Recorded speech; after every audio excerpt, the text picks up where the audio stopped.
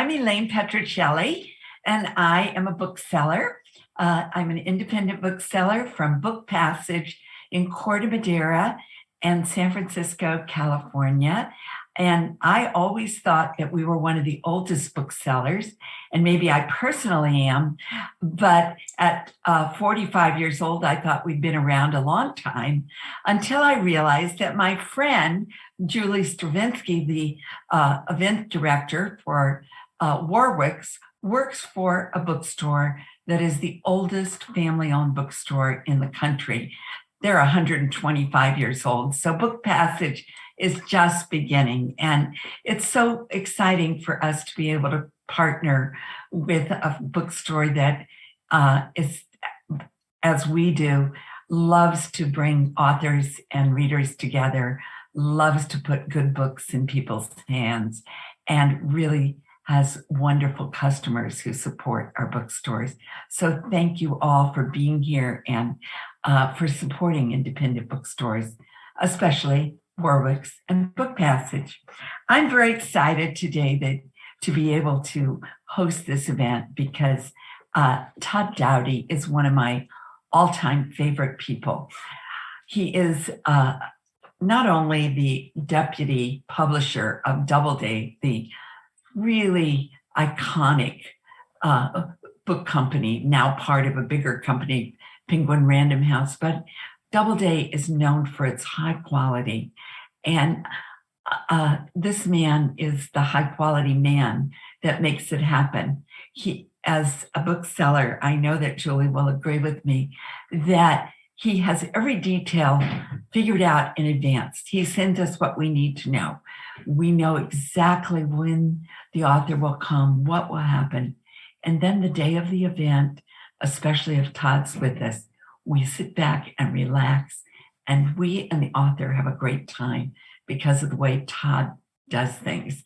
So we cherish this guy, but who else but Todd would think on the 11th of March, 2020, when the World Health Organization said, guess what, folks, we're having a worldwide pandemic.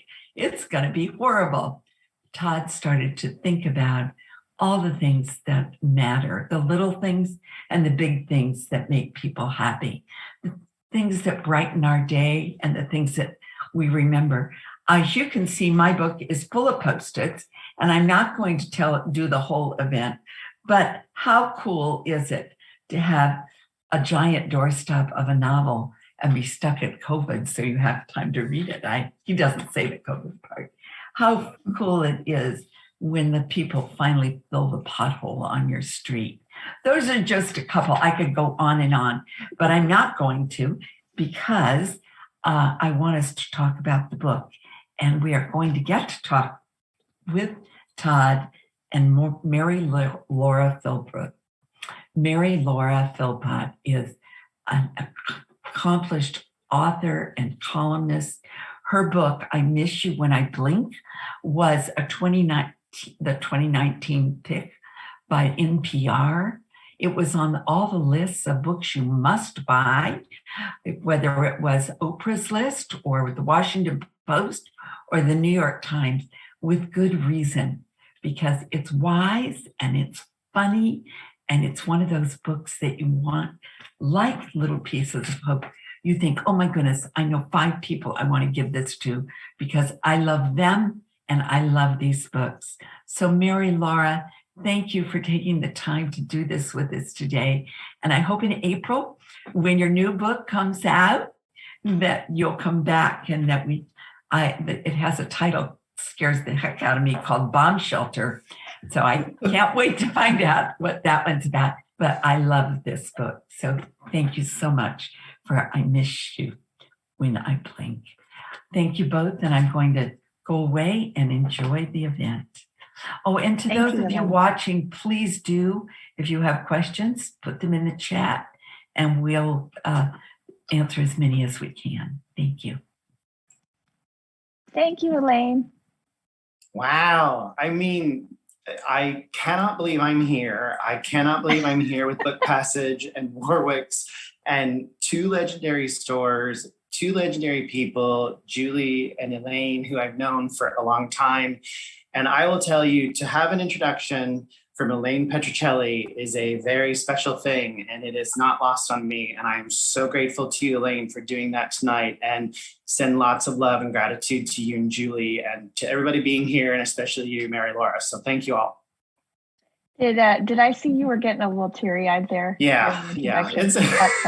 Yeah. Is it weird that being the one who is introduced instead of doing the introducing? Well, yeah, because I'm not used to being on this side of the publishing fence.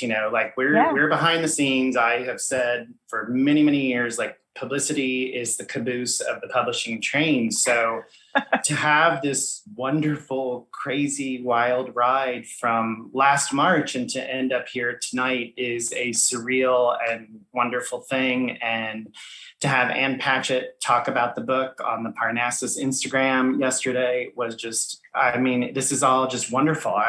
It is not lost on me at all that this is a miracle that any of this has happened, and how lucky I am. So yes, those were tears. Well, we're going to get to the book in a minute, but first, while you're held hostage and I can give you compliments and you can't run away because you're being filmed, I want to feel free, but I'm going to keep talking, and I want to tell everyone who is with us. First of all, I do want to remind you, if you have questions, like Elaine said, put them in the chat, put them, however you're watching this, put it in the comments. Also, if you have things that make you happy in a difficult world, Todd and I would both love to know what those are. So chime in with the things that make you happy. But I want to share the way I met you. I met you when I was a bookseller. I used to work at Parnassus in Nashville. And I heard through all the people I worked with exactly what Elaine just said. Whenever we had an event with an author that was one of your authors, everyone was like, oh, it's going to be great because we have Todd. It's going to be great because Todd's here. And I think the first time I met you in person, I think you were in town with John Grisham and your mom came. Yes. And I got to meet your mom. Yes. That was June 2017 for Camino Island. And that was John's first tour in 25 years. And Nikki Kaufman, our friend who ran an amazing events program at Parnassus and who's now a bookseller in Reed's Tupelo. We booked the event, and you guys shut down the store that day, and we limited it to 150 people. And it was, my folks came down from Illinois, and it was just this amazing communal experience. And it was even more special because, we were in the intimate space of the store, which that was John's choice. He wanted to be in the store and have it with a group of people that he could talk to. And I remember that day vividly, and it was an amazing experience. And you brought me a signed copy of Penguins that I still have here somewhere on the shelf. You brought me that, and that was the first time we met. But we also met at the Mississippi Book Festival in 2019 because I moderated a panel with you and Helen Ellis, and I have your book, I Miss You When I Blink, right here. And I don't know if folks can see, but I dog-eared every page that I laughed or I thought something funny or brilliant was in it. But that's from 2019 when we met in Mississippi. Well, you're making the very point. Thank you. That's lovely. You're making the very point I was going to make next, which is one of the things that makes you such an amazing publicist is that you've never been my publicist. I've never published anything where you are, but everywhere I've ever been, like physically been at a festival or an event where you are, I feel taken care of. And you're not even my publicist. In Mississippi, I'm trying to remember where we were at a Winter Institute where you were there. I think you were supposed to be paying attention to Margaret Atwood, but that you were hanging out with me. Yes.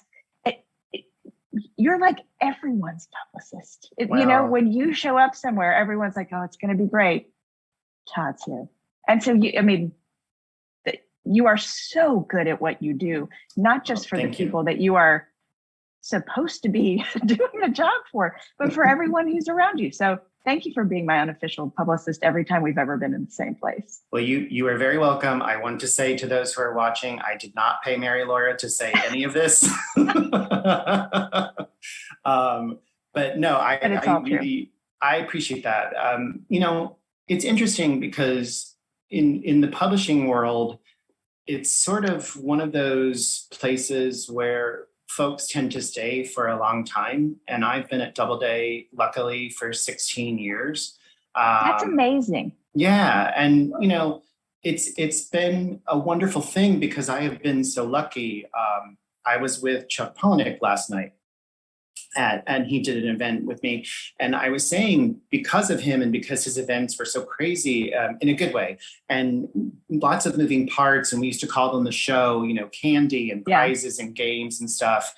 I actually went with him. And I think probably over 7 years, there were probably 40 or 50-ish sort of indies and stores and cities that I went to over the years throughout my career. And then that continued with other authors like John and Margaret Atwood and Ian McEwan. I was with Margaret at Book Passage. I was with Maya Angelou at Book Passage almost 20 years ago. Julie and I have done so many events together, Erin Morgenstern, Ian McEwan, Chuck.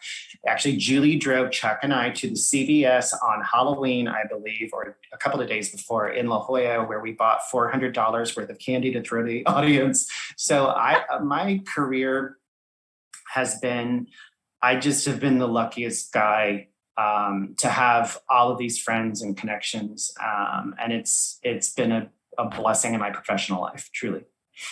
Well, I'm so excited about this. Can you tell us how these wonderful Instagram posts that you started doing at the beginning of the pandemic, which I was definitely among the fans of those, like hitting that heart every time. Thank you. I did need to feel happy in this difficult world. How did they go from being Instagram posts to being this? Well, that's a good question. It started on March 11th, 2020, on the train, and it was a scary time. And for some reason, a list of happy making things just sort of came to me, and I started listing all of these random things like New York City, a really good burger, a really bad DJ at a wedding that then becomes a really good DJ at a wedding, from the mixed up files of Mrs. Paisley, Frank Weiler. And it was just all these zigzag different things. And after that first day, there were a lot of comments, a lot of people that I knew, a couple of strangers commented as well. And I just kept going and going and going. And then friends, including our mutual friend, Helen Ellis, amazing writer, author of Bring Your Baggage, Don't Pack Light. Grab one today from Warwick's or Book Passage if you haven't already. And she and many other friends, and Kristen Cochran, who's the CEO of PRH Canada, said to me, this could be a book. And then my agent, Brittany Bloom, came to me and said, this could be a book. And there was something here, but that was never the idea at the beginning. But the beautiful thing was that those lists and keeping going throughout all this time. And actually today, I even posted a new list today, so I haven't stopped. It grew into the book, and my amazing editor, Meg Letter at Penguin, and their awesome team. She is the North Star of all of this. She brought the book to Penguin, and then we started working on it, and when she bought it, I was like, woohoo, Instagram posts and we're done. And Meg was like, nope, that does not a book make. That is not a book make. You need 50% new material, which was like, whoa. So we then took it and expanded it. I think it's either 41 or 42, I'm forgetting exactly, new lists in the book. There are 16 essays on everything from Taking the Leap to Templeton the Rat, from Charlotte's Web to Red Velvet Cake and Hostess Cakes and all the seasons.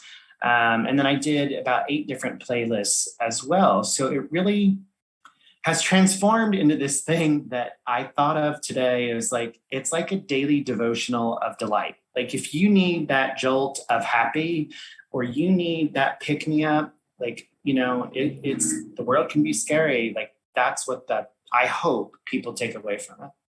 Yeah, I like that. I like that terminology, daily devotional, because one of the things I love about this book is it looks little, but it's really dense. I mean, you can sit with just one page and like just concentrate on that for the day.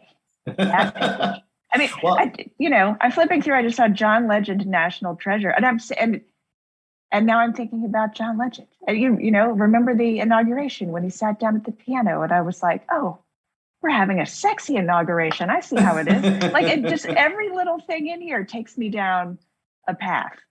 Well, so, I love hearing. I love that about it. Because I was doing the list. I did them all on my phone in the notes app because I was really trying not to repeat anything, but thanks to the expert eyes of Randy Marullo and Karen Wise at Penguin, the copy editors, they did catch a few duplicates. There are Easter eggs throughout of certain things like Lin-Manuel Miranda or Mrs. Onassis or the Addams Family or Schitt's Creek. There are different elements to those things throughout. But I was really careful to try to keep everything separate. And so when Randy and Karen gave me the copy editing document, I'd never seen anything like this in my life. It was amazing because they pulled every individual item and broke it out by section. It's books and songs and paintings and articles and, animals and you name it, they separated it. And it ended up, to my shock, like it was over 3,000 individual items that are there. So in the book, you can absolutely read cover to cover, but you can also dip in and out at any point. You can put it down and come back if you needed just one page a day. That's great. I tell the reader, you do you. There may be things in here that you hate, so just cross them out and put in your own thing and go. I love that. I told you before we started, I had to steal this back from my teenage daughter's room because she loves it as much as I do. And we love different things about it. She's a huge Broadway musical theater person and knows, caught every single reference you made to anything musical theater related. Whereas I'm going, John Legend is sexy. So, different things. I'm thinking, and you don't have to take the bait and tell me one way or the other. I'm thinking you must have had some great therapy at some point in your life, because in therapy, whenever I have been told to make gratitude lists, one of the things that the therapist always says is you can't make it generic. You can't be like, I'm grateful for family. That doesn't count. When you're making a gratitude list to, lift your spirits at the end of the day or the beginning of the day, you're supposed to be really specific.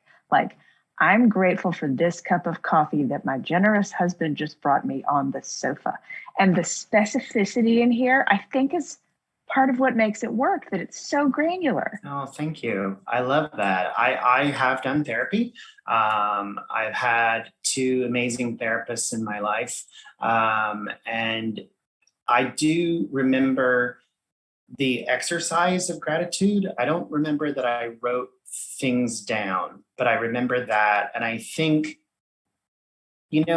there's a thing that I put in the book. A friend of mine once said, like, each of us has an invisible bag of rocks that we carry around. And you write brilliantly about that bag of rocks in some of your essays in this book. And they are touching and funny and moving. And, it's incredible the way that you do that and talk about your own experiences. And the thing about the secret invisible bag of rocks is that we don't know about it with the other person. You don't know what it weighs, but there are always those things that get you through. There's that song that gets you through. There is that TV show. There is that sports hero. There is that book. There's that rabbit hole that you go down to try to find the light in a dark time. And that can be either a bad day, it can be a hard time, like an unprecedented global pandemic. But I think that, those touchstones are really, really important. I mean, I can still sing the entire album lyrics to Alanis Morissette's Jagged Little Pill. And that was from 26 years ago. But if it comes on, I know it, and that's I write about the song, You Ought to Know in the book. But those touchstones are really, really important. I love that. I've been wanting to talk to you about this for a long time, but I've saved it up for this conversation. Weird question, but I swear it's going somewhere. Were you ever a cheerleader? like in high school? Did you ever do cheer or pep squad or anything like that? I was in high school band and played the flute, if that counts. It's good. It's good to but know. No, I wasn't, and I never did any of that stuff. My sisters did. My sisters did poms. To me, you have such a natural, like really truly natural, soul deep cheerleader way about you, in the way that everything you do. That depends on who you ask. And what day. I was going to say everything you do, you're looking to lift somebody up, but maybe not. But this is the thing I want to talk about. I feel like up until the pandemic, and maybe still, there was just out in the ether sort of a resistance culturally to earnestness. Like anytime, someone was too earnest or too sweet or sincere, there was always this sort of cynical backlash of like, oh, it's so earnest. Right. And I hate Saccharine. that. Right. But I think there's a difference between saccharine and truly just earnest and sincere and actually sincerely uplifting.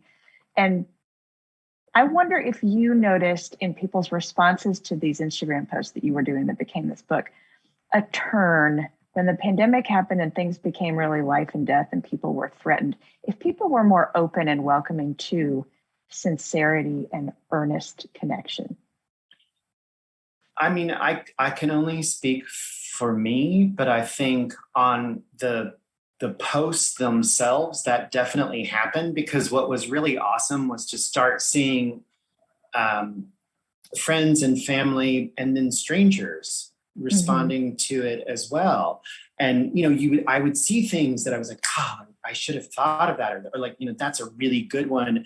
And you can go and see in the comments that happens. And it was really this amazing sort of connection at a disconnected time, if that sounds right. Yeah. So in that sense, there was definitely a connection and openness to that. I mean, the post took about an hour and a half to 2 hours every night, and for me to write, and it was usually, and I mean that in a good way. Like that was sort of like, I would take the toy out of the box, I would play with the toy, and then the toy would go back in the box, and the box would go across the room, and the box had nothing to do with the rest of my life. But for 2 hours, like, you're playing with the toy. And it was a way of connecting to those things. I mean, there are really, the specificity was really important to me. You'll notice there are connections, there are repeats in words, or there are connecting words, or there are connecting thoughts, or there's an about face and a turn, and like that was part of it. And Sabrina Bowers, who along with Meg and Josie Portillo, who did all of the art for the book, they were geniuses at the design and the layout of it so that it's an experience for the reader. And that was really important to me and to us.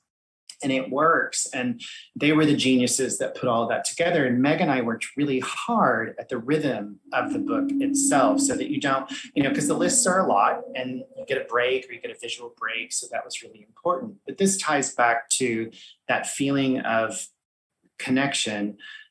What I was thinking about the other day, which this might sound nuts, but like, this all started at a time where everything shut down. And we live right outside of New York City, and our office shut down on Friday the 13th, and we did not go back until last month.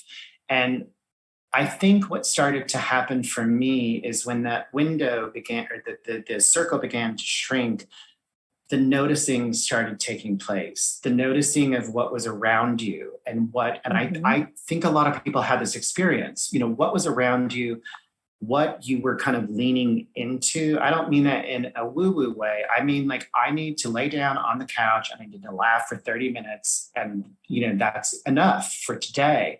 So I think that that's part of all of this. I feel like I'm rambling, so I'll shut up. But. No, you're not. No, I mean, this is exactly what I wanted to kind of hear you say. And I would agree with you on every last bit of that. I think when people had to kind of go home or go, inside their houses or not be in their offices out in the world like they normally were, they went inward.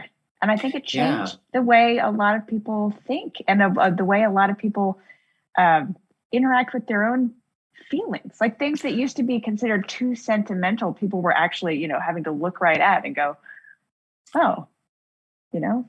Well, I think that's absolutely true. And I think it happened to me like at Christmas last year, there was a commercial and I forget what it might have been Home Goods. I don't remember, but it's the one where it's the older woman and the young kid live next door to each other and they wave through the windows and like they're sending messages and writing. And then one day the little girl goes to the window and the older woman isn't there. And the first time I saw that, I lost it. And then thank God she comes back with the hospital bracelet and you're like, oh, it's okay. But like stuff like that, when we finished Schitt's Creek at the end, and if you haven't watched it, I will not say what happens, but it was over. And I did the ugly cry, snot down the face, like total wreck. And Randy was like, are you okay? And I was like, but it's over. Like there's nothing. I mean, I've watched it 700 million times since then and can quote Open Mic and the MVP episodes verbatim, but like it was over. And so I think this time, because it was unprecedented and because it was scary, it opened something in you. However, I will say that when my grandfather was 14, he had a massive aorta issue and had to have his aorta placed, and he was replaced, and he was very emotional after that. So there's a part of me that wonders, like, when you go through some sort of experience, trauma, change, whatever, however it affects you in your life, I wonder if it does kind of open you up in a way. And I think long answer for this is I do think that has happened. I mean, I find myself very emotional in ways that I had not anticipated before. Yeah. Well, this is well timed for that. You mentioned Schitt's Creek. What has your pop culture diet been like lately? I always like to know what you're like reading, watching, listening to, and some of it's in here, but you have good taste. Well, thank you. That's very kind of you. We just started watching the old Tales in the City from 1993. We're 5 episodes in on that. I still watch Hamilton about once every 2 weeks. I am reading, Adriana Trigiani has a new novel in April coming called The Good Left Undone. And we have been friends for 22 years. And she has written some amazing books. And this one has just blown me away. It's really, really amazing. And then I don't know if you saw the Tony Bennett piece. I think it was last Sunday or the Sunday before on 60 Minutes with him and Lady Gaga. That I was weeping at that. And I've been on a big Tony Bennett kick on streaming, like listening to music. And then my other guilty vice is Christmas music year round, but it's got to be like really cheesy 50s, 60s Ray Conniff sort of singers or swingle singers or whatever they're called, that sort of stuff. But what about you? What are you doing? Oh gosh. I just started watching, my husband John and I are watching The Other Two. Do you know about this show? I need to watch that. Yes, I've heard. I haven't seen it. You will love this. You will love it. It's so funny. It's just hysterical. It's produced by Lorne Michaels, so it has a little bit of a, am I watching an SNL skit or am I watching a show? But it's just well done. We started watching Mare of Easttown, and I had to turn it off. It was there are times in my life where I can take really heavy stuff, and now is not one of those times. So I had to turn that one off.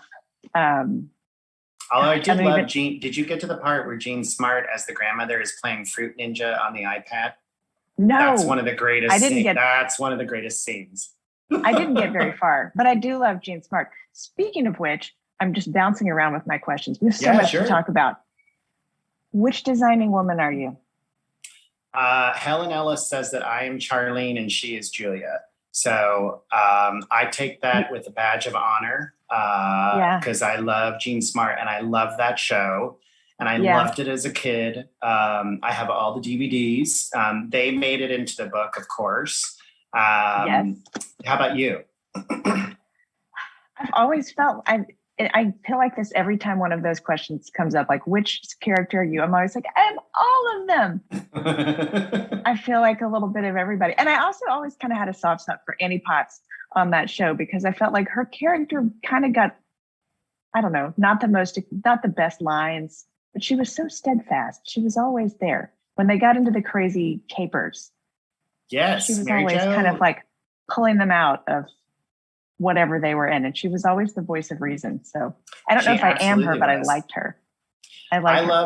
I love that show. I think it still holds up. And I met Dixie Carter when we first moved to New York. She did an autobiography that's up there on that top shelf called Trying to Get to Heaven. And my college roommate, Casey, and I went to the event, and she could not have been more lovely. And it was amazing to be 2 feet from Julia Sugarbaker. Those were the days where like you had to take a real camera. And so I have the negatives and the pictures here in the apartment too. Wow. But they're in the book.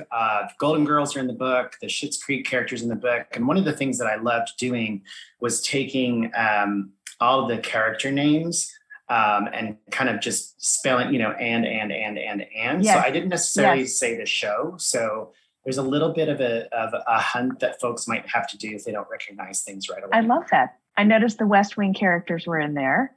West Wing is in there.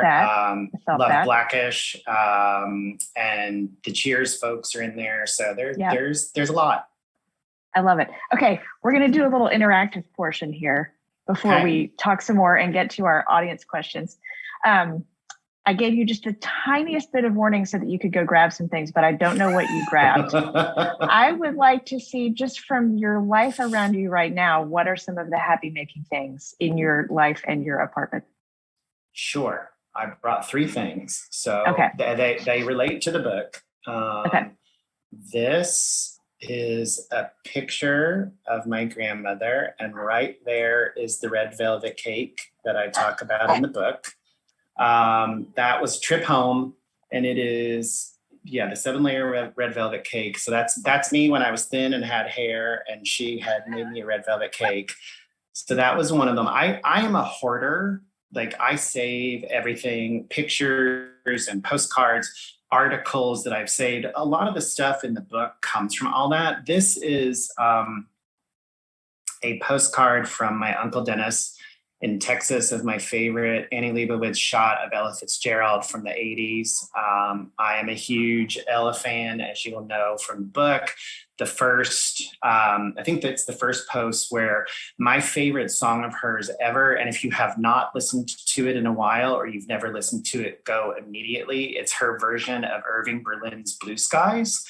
And in the middle, she just goes on this awesome jazz riff, and within it you can hear all of these different songs. Even at one point she does Rhapsody in Blue. It was mind-blowing. So there's a lot of art, there's in the book I saved from postcards, and then this is my last treasure, and then you're up.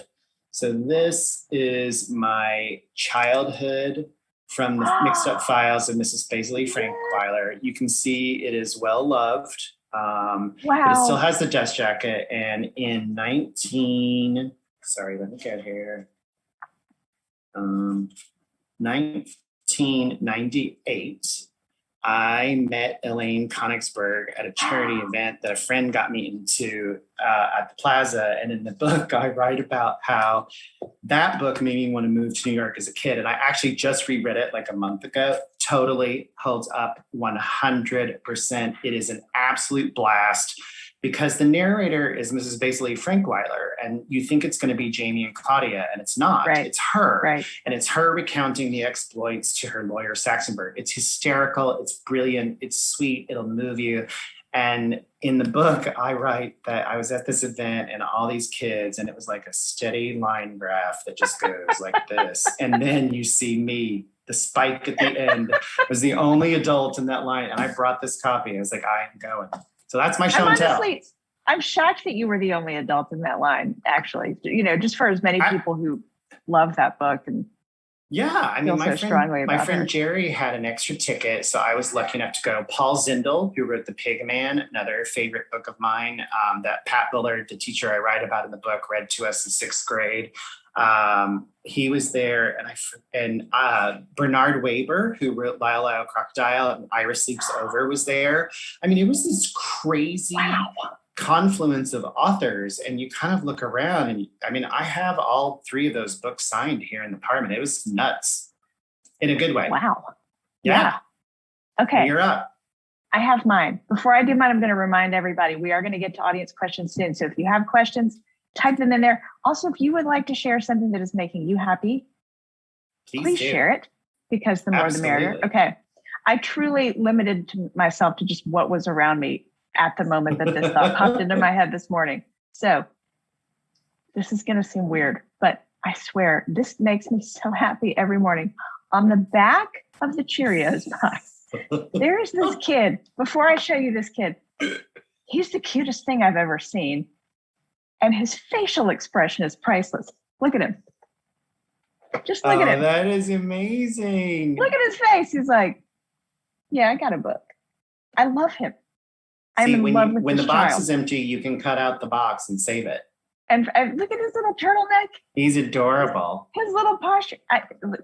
Our whole family loves this kid on the Cheerio box. That's just a weird little thing that delights me every day.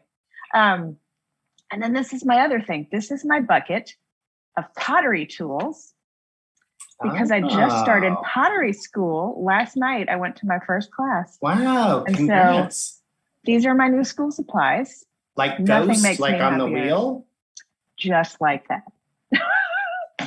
There is a pottery school here where they have you can sign up for a date night where you recreate the scene from Ghost. I'm not going to that pottery school. That I'm going to seems mildly terrifying for the people who have to work there.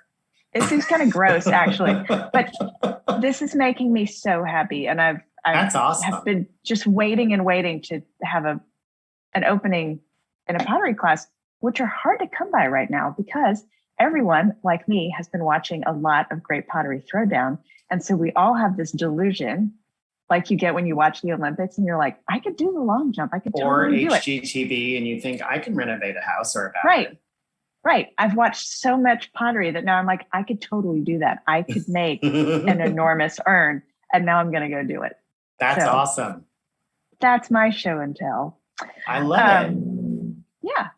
Okay. I would like to know, before we get to our audience questions. Sure.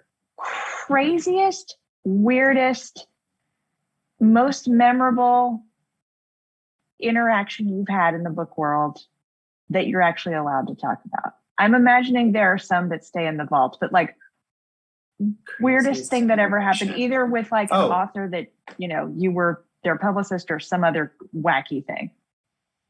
Because I know you have some of these and they're good. It's probably not the weirdest, but it is one of the most moving to me. I worked on The Wisdom of Big Bird, Carol Spinney's autobiography. He was Big Bird and he was Oscar the Grouch on Sesame Street. And I was his publicist back in 2003. And you could not meet a kinder, nicer, gentler, sweeter, funnier human being than that man and his wife, Debbie. And working on that book was really special to me because I was a Sesame Street kid. I still am. There's a lot of Jim Henson in the book. There's a lot of Sesame Street in the book. You'll see that. And I got to go to Sesame Street for a CBS Sunday morning taping. The last day they were filming in 2003, and I walked on the set and I was on Sesame Street. There was Hooper's store, and I walked through the playground, and there were the brownstones, and there's Big Bird's nest, and there's Oscar's trash can. There was a cabinet full of the Muppets. Grover was there. Carol got Grover out and did his they're version. All just like hanging up in a cabinet?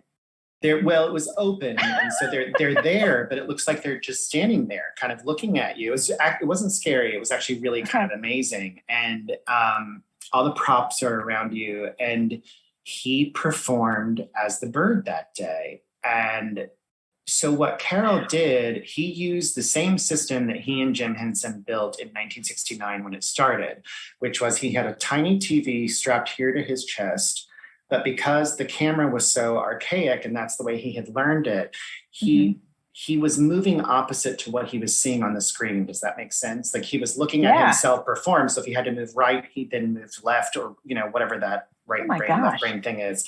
Anyway, he used to take these scripts and fold them up, and they looked like little origami squares. And he would tape it to the inside of the bird's chest over the TV. Long story short, that day, a feather fell off the bird. And Debbie ran out there and gave it to me, which is still here in the apartment. And then Carol took the script out of the bird when he was getting dressed, and he came out and he just put it down. He was leaving it. And I said, "May I have that?" He said, "Of course." And I said, "Would you sign it for me?" And he said, "Of course." He took Oscar out. And there's a picture of me on my Instagram of him choking me with Oscar. It was awesome. So the crazy part of this is they lived near Randy and me on the West Side. And for the couple of years before we moved to New Jersey, we would see him and Debbie every once in a while. They came to the apartment. We would go to dinner. Oh my God. And for somebody who grew up with that, and every one of us has that thing from your childhood, like you have the thing or the things that were everything to you. He was it. I mean, that show was it, and he was it. And to be able to have experienced him interacting just as a normal, regular human, it was crazy. In the best sense, because you had to rectify, like, well, that's just Carol. He knew our cats' names. Our friends, Pat Bullard and her husband, Eugene, my former teacher who's in the book, they came to New York every November one year. And one night, when Pat and Eugene were in town, we were having dinner with Carol and Debbie. And I said, "Do you mind if our friends come? It's my former teacher, and they're amazing. They've traveled all over the world." And Debbie and Carol had traveled all over the world. We all had dinner together, and it was so much fun. And they were just the sweetest, most wonderful people. And when Carol passed, it was just one of those things where you kind of are like, when the die was, what is that? The die was broken when he was, the mold was broken. Like they broke the mold. Yeah. Yeah. He was awesome. So that's a very long-winded way, and I'm sorry, of saying, you know, having that experience of blending your childhood and adult selves is kind of nuts. And the other thing too is we were huge John Grisham fans in college, and I worked at Books A Million when the firm came out, and it blew me away. And my college roommates, Casey and Jeremy and I, we read everything, and it was like that 1, 2, 3 of the firm, and Time to Kill, and then Pelican Brief, and then it was Chamber, I believe, after that, if I remember correct, Chamber of the Client. And then I wrote John a fan letter. And in 1992, John wrote back to me, and I still have the envelope. And then 20 something years later, to be working with him at Doubleday as his publicist, that was another just full circle moment of where you were connecting to something from your past that means so much to you. And he's an amazing human being as well. And it's just been, I've been so lucky. Like I've been just so lucky. It's surreal when, you know, the timeline kind of folds in on itself like that. It's wild. It was awesome. I want to share a couple things that we're hearing from the folks who are watching us. One person says their 11-year-old has declared this his favorite book ever.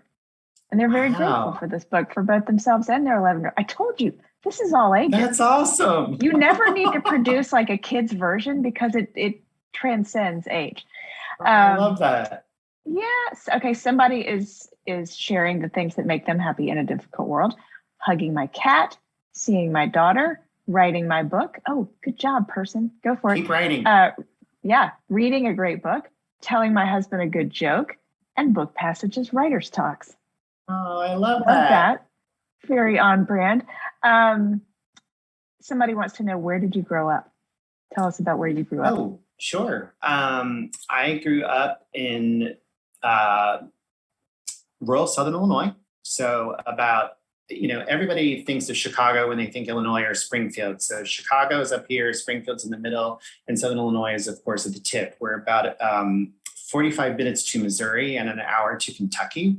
And I grew up in a town called Carterville, and and almost all of my entire family, my dad and stepmom, my sister and her husband and 2 children, my brother and his wife are in Southern Illinois. And my mom and stepdad and my 2 sisters and their kids are all in Southern Illinois still. Came from a big family. I have my Uncle Brad is still there. And it was a wonderful place to grow up. I mean, I think I can honestly say there is that Midwestern part of me that will always be there.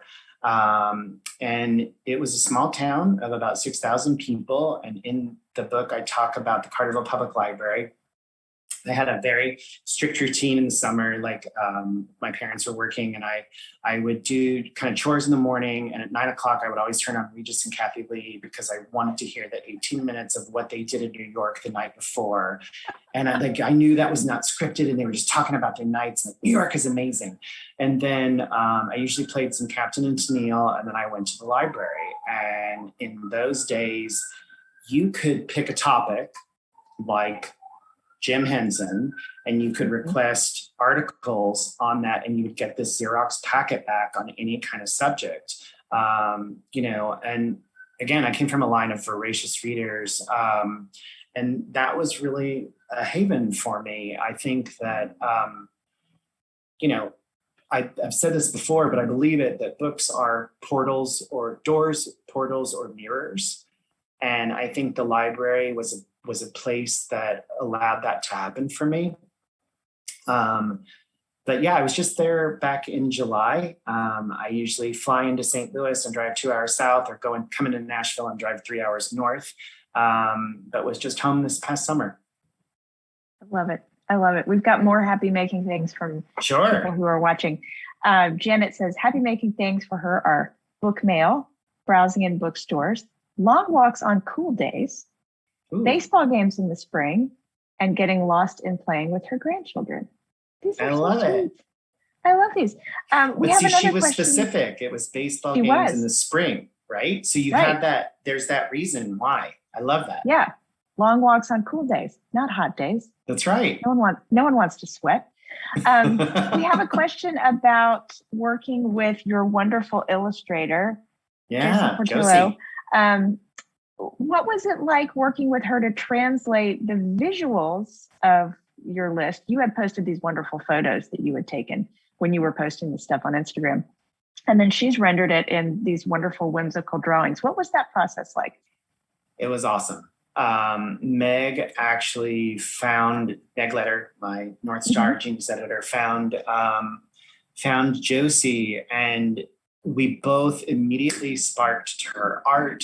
And it was just so amazing. And we settled on let's have around 30 distinct pieces that you would want from the book. And because Josie and Meg are very kind people, they just said, pick whatever you want. So I actually, over here in the desk drawer, there is a ripped out notebook sheet of 1 through 30.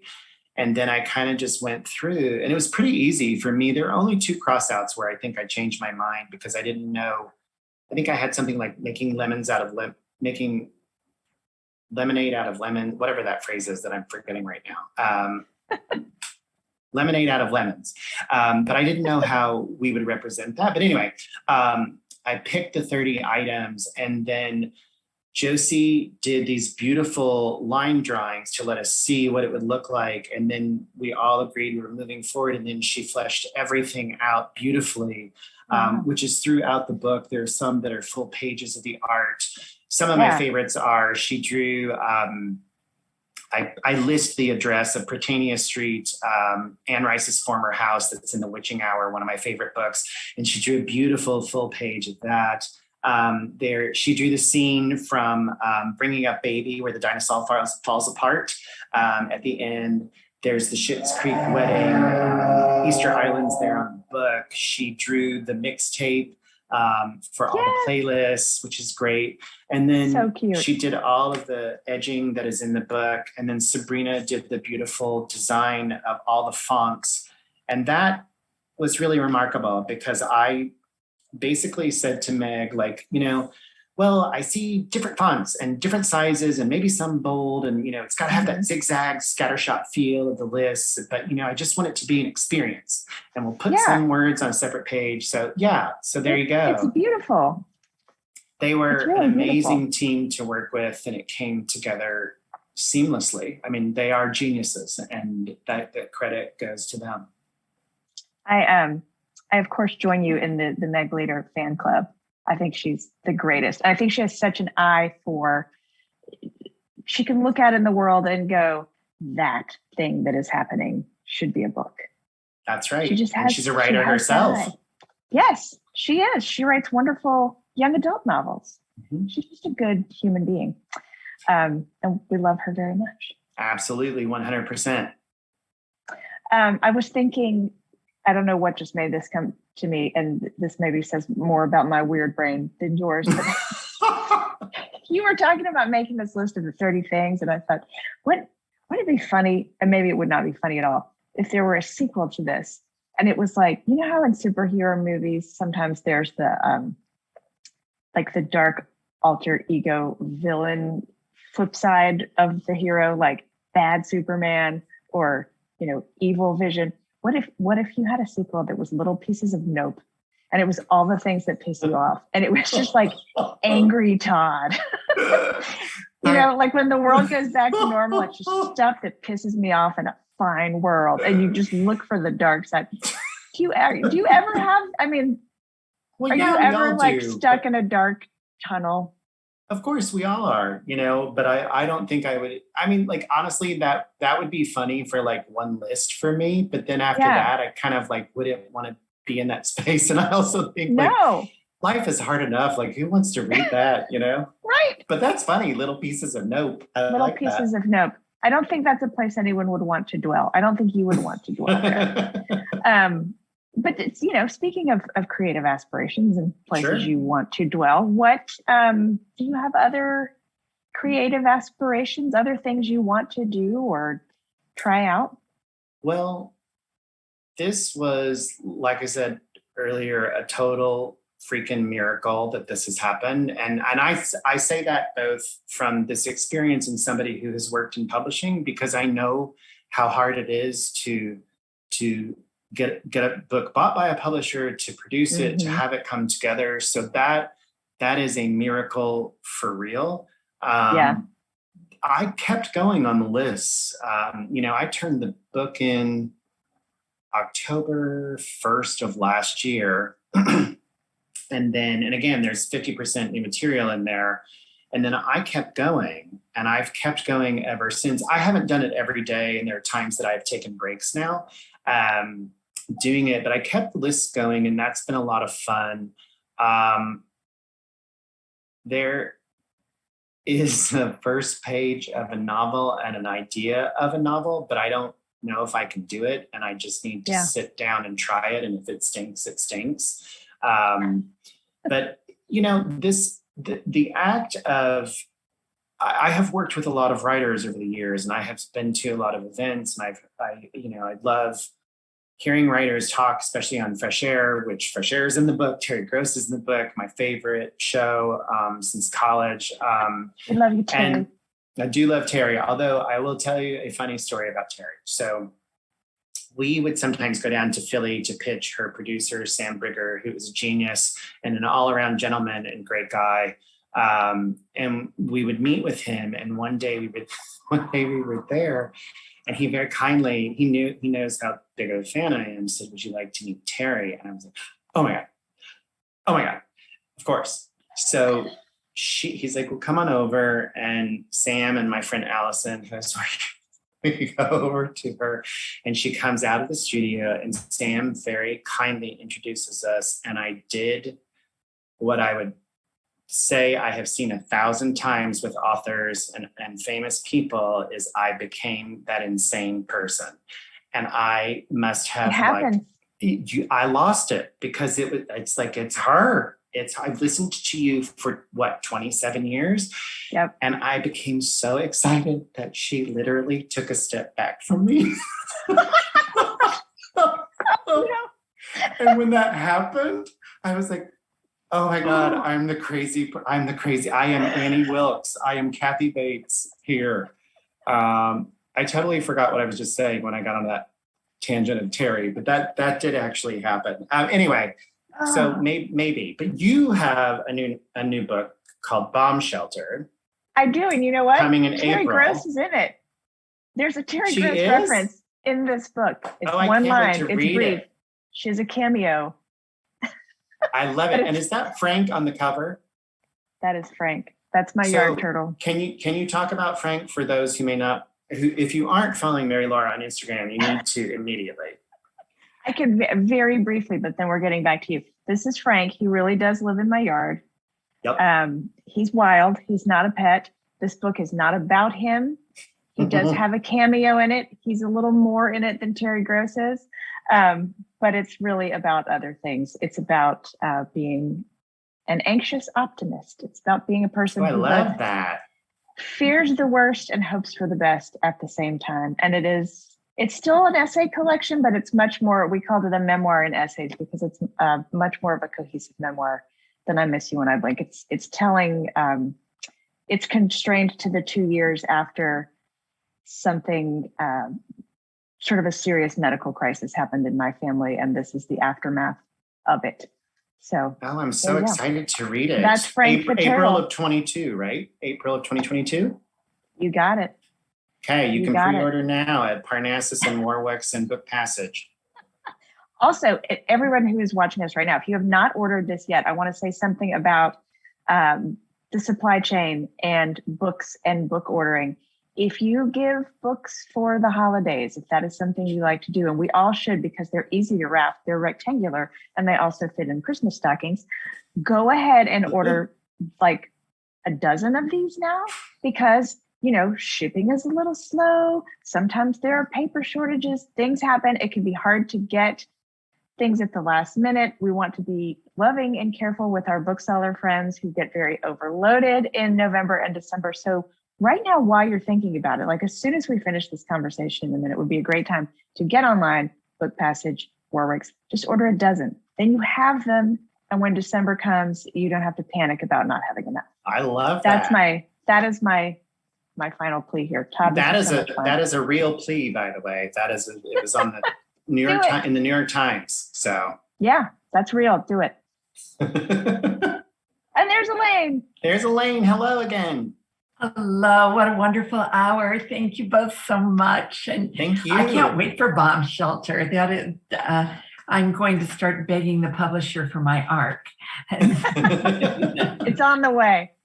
But thank you also for reminding everyone, Hanukkah's early this year, so it's probably time to start planning that as well.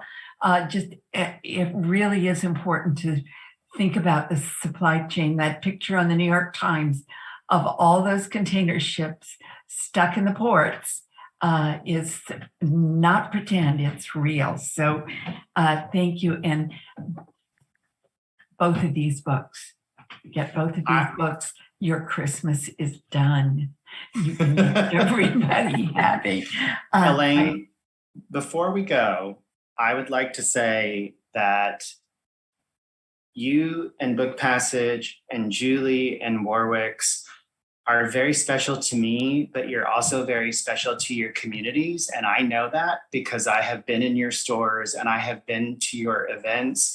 And I think that what you do is so important as booksellers because you engage the community, you connect the community, you educate the community, you bring in authors a lot more famous than me into your stores and allow people to see and experience in person the people that they love to read, the people that they have idolized. I have seen it. I have seen it with you. I have seen Margaret Atwood walk into a gymnasium and walking by people and it goes utterly silent. I have seen Aaron Morgenstern be embraced by rabid Night Circus fans in La Jolla, in the best sense.